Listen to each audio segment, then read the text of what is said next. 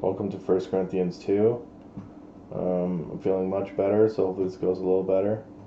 Um, Paul talks about how he came to the Corinthians not with excellence of speech or wisdom. This is mystery of God, so he wasn't. It's very strange. He says he did not come declaring the mystery of God, but that's usually what he did.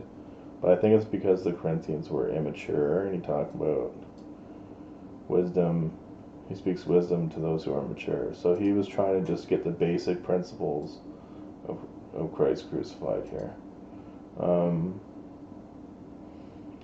he talks about how he was in weakness, fear, and trembling, and his speech and preaching were not with persuasive words, which is usually what preaching is. So, very interesting. But in the demonstration of the Spirit and power, that your faith should be in the wisdom of men, or not be in the wisdom of men, but in the power of God.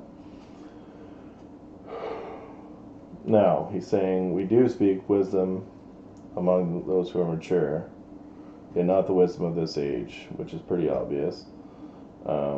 He's basically that's a conflict with the wisdom spirituality. And he talks about how if the rulers knew, they're coming to nothing, and also if they knew, they would not have crucified Jesus because that was actually their downfall.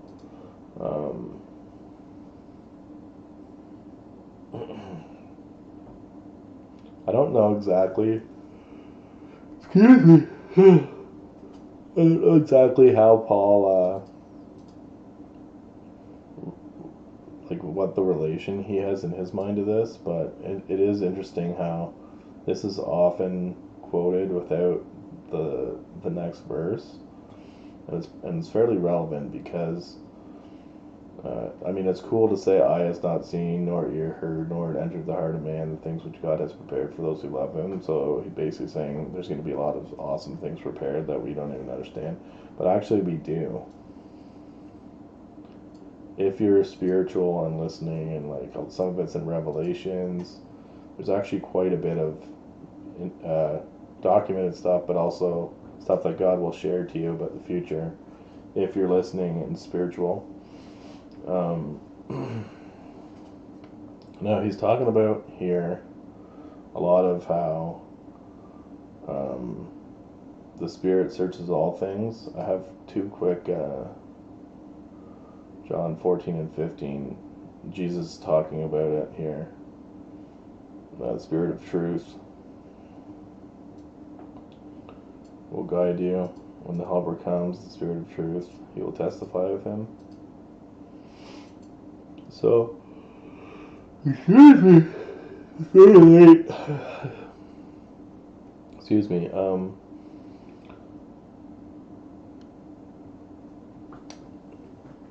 So basically, the natural man doesn't receive the things of God; they're foolishness to him. And this makes me think about science. And science is the study of natural things, almost exclusively. So that's one reason why I'll see the scientific community just not able to comprehend spiritual things. For the most part, there's some that can, and obviously it's not like hard and fast rule, and then there's some spiritual people who can understand scientific things, but there's also not a lot of that either. Like a lot of the church isn't really big on science. They're kind of contradictory. This is probably my favorite part about this. Is he talking about he who is spiritual judges all things, yet he himself is rightly judged by no one. That always reminds me of Tupac's "Only God Can Judge Me." That's a biblical statement. That's why it's so popular. But he who is spiritual judges all things. So basically, kind of relating to this is you can discern, ascertain things from God about your life. About God will help you help people generally. I've found if you're trying to help someone, usually you'll get some insight. If you're trying to judge someone, he's not going to feed you all their secrets and so you can judge them accurately. So he respects people's privacy, especially like God knows someone well enough to know if you're trying to, like, say I'm trying to help someone and they want help, God will help me help them if he has to share secrets to me. Like, so it's not like God's talking to me for the most part. I've never really experienced that, but I'll just know things that you shouldn't really know. I shouldn't say shouldn't, but there's no way of me to know unless I have some psychic powers, which I don't, or God's just like basically what Paul's saying here. If your spirit's one with God's, then you can hear things in your spirit, kind of, or just know them. It's more of just a knowing, I think. But yeah.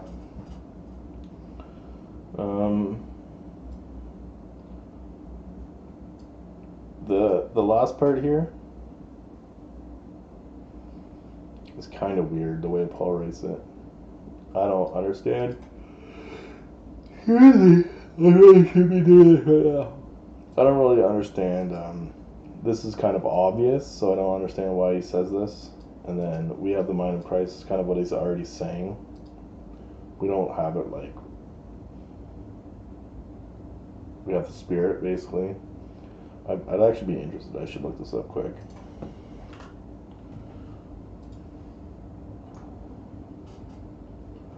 That wouldn't surprise me if it's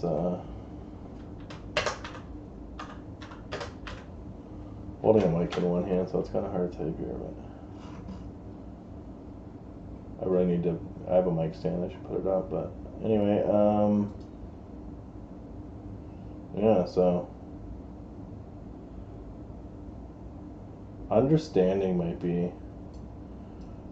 We obviously don't have the full understanding, but I think it's basically just